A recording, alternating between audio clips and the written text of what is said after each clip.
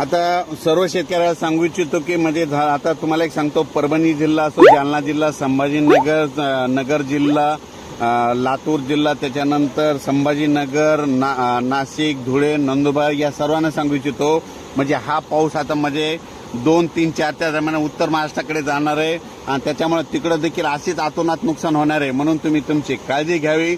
अचानक वातावरणात बदल झाला तर लगेच उद्या एक मेसेज देणार आहे. म्हणजे आणखीन जवळपास आज 2 सप्टेंबर आणि 3 सप्टेंबरपर्यंत राज्यात असाच पावसाचा जोर कायम राहणार आहे. 3 तारखेच्या नंतर राज्यातला जोर ओसरेल. 3 तारखेनंतर राज्यात पुन्हा दिवसा ऊन पडेल आणि रात्रीच्याला स्थानिक वातावरण म्हणून जोराचा पाऊस पडेल. म्हणून हा अंदाज लक्षात घ्यायचा. अचानक वातावरणात बदल झाला तर लगेच एक मेसेज दिला जाईल. नदीच्या पुलावर पाणी आल्यास असं पुढे जाऊ नका. माझी एक सर्वांना विनंती. काय झालेलं असतं की काही काही ठिकाणी पूल वाहून गेलेले असतात आणि हे लक्षात येत नाही. त्याच्यामुळे ही एक त्यांना देखील विनंती. आणि परत एक माझी महाराष्ट्रातल्या सर्व शेतकऱ्यांना विनंती आहे, तुम्ही काय करा, आज आणि उद्या तुम्ही तुमचा विम्याची क्लेम करा. म्हणजे तक्रार दाखल करा, ऑनलाईन तक्रार दाखल करा. ऑनलाईन तक्रार दाखल केल्याच्या नंतरच तुम्हाला ते नुकसान भरपाई भेटू शकते.